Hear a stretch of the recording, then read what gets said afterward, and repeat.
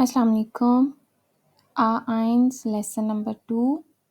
आज का टॉपिक है फोरस्टेलिंग यानी इंट्रोडक्शन या खुद को इंट्रोड्यूस करवाना या नेक्स्ट पर्सन से उसका तारुफ पूछना।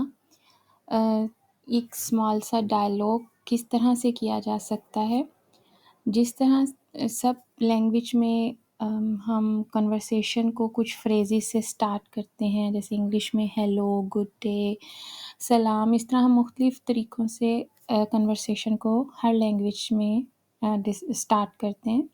इसी तरह जर्मन लैंग्वेज में जो 2 कॉमन फ्रेज़ हैं जिनके ज़रिए से आप कन्वर्सेशन को स्टार्ट कर सकते हैं, वो है हालो और गुटन टाग। आप 3 तरीके से अपना नाम बता सकते हैं।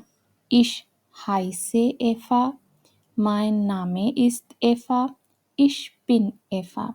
अब यहाँ पे आपको साउंड किया होगा कि मैंने नाम ईवा नहीं बोला बल्कि एफ़ा बोला है। लेसन नंबर 1 में जब हम बुक्सटाबियन देख रहे थे जर्मन लैंग्वेज के, तो उसमें हमने साउंड देखी थी कि जो ई है उसकी साउंड ई लेटर की जर्मन में ए से आती है और वी की फ से आती है, तो इसलिए ich bin Eva। ठीक है, जब हम इंग्लिश में करेंगे तो ये ईवा है, लेकिन जर्मन में ईवा को एफा बोलेंगे।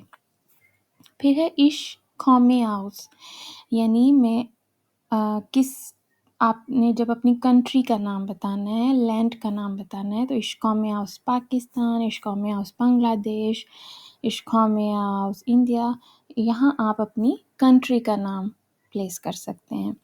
फिर आपने जब अपना ये hello, गुटन टाग, ich heiße Eva, ich komme aus Deutschland, जब आपने यहाँ तक अपना तारुफ करवाया, फिर आपने नेक्स्ट पर्सन से क्वेश्चन किया उन wie heißen Sie, आपका क्या नाम है। उन या इसी सवाल को आप दूसरी तरह से पूछ सकते हैं उन wer sind Sie, आप कौन हैं या आपका तारुफ।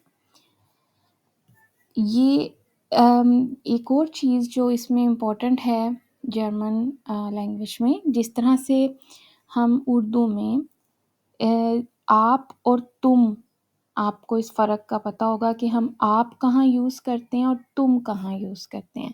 आप जब फॉर्मल सिचुएशंस होती हैं और तुम जब इनफॉर्मल सिचुएशंस होती हैं।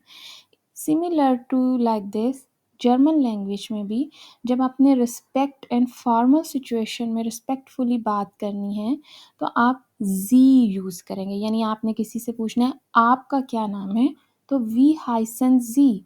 लेकिन अगर आपने इनफॉर्मल सिचुएशन में तुम करके बात करनी है, फिर आप कहेंगे वी हाइस्ट डू, यानी तुम्हारा क्या नाम है। इसी तरह वो हेयर कॉम्स्ट डू, ये आप कहाँ से आए हैं। आउस। अच्छा, आप इसको देखें कि कंट्री का नाम 2 तरह से यूज़ किया जाता है। यानी आप बता रहे आउस स्पानियन und aus der Schweiz। अब श्वाइस के साथ आउस der क्यों लगा है?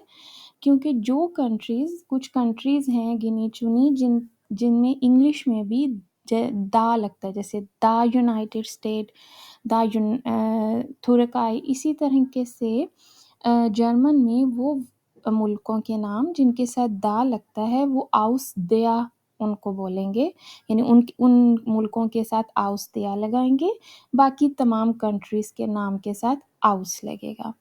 और वो वॉन्स्ट टू, ठीक है। अब कॉम्स्ट और वॉन्स्ट में फ़र्क ये है, कॉम्स्ट आप कहाँ से आए हैं, यानी आपकी कंट्री कहाँ से बिलोंग करते हैं, एंड वो वॉन्ट्स टू आपका करंट इस वक्त रेजिडेंसी कहाँ पे है, यानी आप रहाइश पजीर कहाँ पे हैं। तो वॉन्स्ट, वॉनुंग या वॉनन जो है वो इस सेंस में आती है कि आप कहाँ रहते हैं, आपका अभी करंट कौन से सिटी में है या कौन सी जगह पे है, ठीक है। यहाँ आपको स्क्रीन पे मैं एक छोटा सा स्मॉल डायलॉग शेयर करूँगी बिटवीन फ्लोरियन एंड लेना। ये डायलॉग आपको फर्दर अंडरस्टैंडिंग करने में और याद करने में हेल्प करेगा कि किस तरह से आपने फोरस्टेलिंग अपना करवाना है और अगले पर्सन से आपने उसके बारे में पूछना है। So Florian, hallo, ich bin Florian, मैं फ्लोरियान हूँ। वी हाइस तू, तुम्हारा क्या नाम है? लेना, इश हाय से लेना। फ्लोरियान, वो हेयर कॉम्स टू लेना, तुम कहाँ से आई हो लेना? लेना का जवाब है इश कॉमे आउस पोलन, मैं पोलैंड से आई हूँ। und du, और तुम? Florian, ich komme aus der Schweiz, मैं श्वाइस से आया हूँ। ich wohne in Basel, मैं बाज़ल में रहता हूँ। und wo wohnst du, यानी ये जो बाज़ल है एक सिटी का नाम है कि मैं बाज़ल में रहता हूँ और तुम कहाँ रहती हो? लेना, ich wohne in Warschau, कि मैं वार्शा में रहती हूँ। This is an other city name. के जी, उसके बाद आपने इस डायलॉग में ये देखा होगा कि नाम हाइसन जो एक वर्ब है, यानी आपका क्या नाम है, वो कभी दू के साथ उसके स्पेलिंग हाइस्ट हो जाते हैं, यानी आखिर में टी लगा है। इश के साथ हाई से हो गया है। फिर इसी तरह कॉम्स्ट दू है, दू के साथ एस टी आ गया, फिर इश के साथ कॉमे आ गया। तो ये क्यों स्पेलिंग जो है यानी वर्ब सेम है लेकिन प्रपोजिशन के साथ पर्सनल जो जर्मन की हैं उनके साथ क्यों चेंजिंग क्यों आ रही है, वर्ब के स्पेलिंग क्यों चेंज हो रहे हैं? तो इसके लिए आपको ये अंडरस्टैंड करने की ज़रूरत है कि जो जर्मन में जितने भी प्रोनाउंस हैं यानी इश, मैं, दू, तुम, एर मुज़क्कर के लिए, जी मोनस के लिए, एस ये या इट जिसे हम कहते हैं, और जी एक फॉर्मल सिचुएशन यानी आप करके, उस सब में वर्ब के एंडिंग चेंज हो जाती है। यानी आप ये सामने स्क्रीन पे देख रहे हो कि यहाँ पे आपको इश है जैसे, तो इश हाय से मारियो, जब भी इश है तो वर्ब के एंडिंग ई में हो रही है।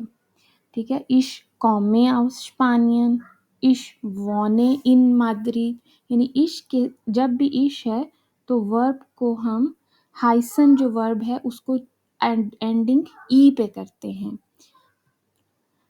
और जब भी दू आता है प्रोनाउन, तो उसमें हम प्रोनाउन में एंडिंग एस टी से करते हैं। अब यहाँ पे हाइस्ट डू में आप देख रहे हैं कि एस टी की बजाय सिर्फ टी है। उसकी वजह यह है कि जो हाइस्ट में एच यानी मैं इंग्लिश में स्पेलिंग कर रही हूँ HEI, जो वो आपको डबल एस जिसको हमने बोला, वो शार्प एस उसके अंदर ऑलरेडी स की साउंड 2 दफ़ा आ गई है, तो इसलिए एक एक्स्ट्रा एस की ज़रूरत नहीं है। तो इसलिए वो वहाँ पे सिर्फ टी लगा है।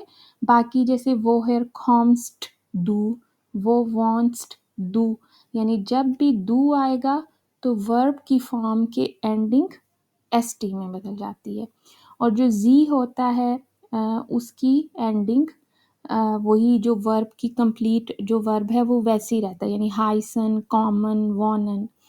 और जो एरजीएस है यानी मुज़क्कर, मोनस या बेजान चीज़ के लिए या इट के वर्डिंग जब हमने यूज़ करनी होती है तो उनके लिए सेम वर्ब की स्पेलिंग यूज़ होते हैं।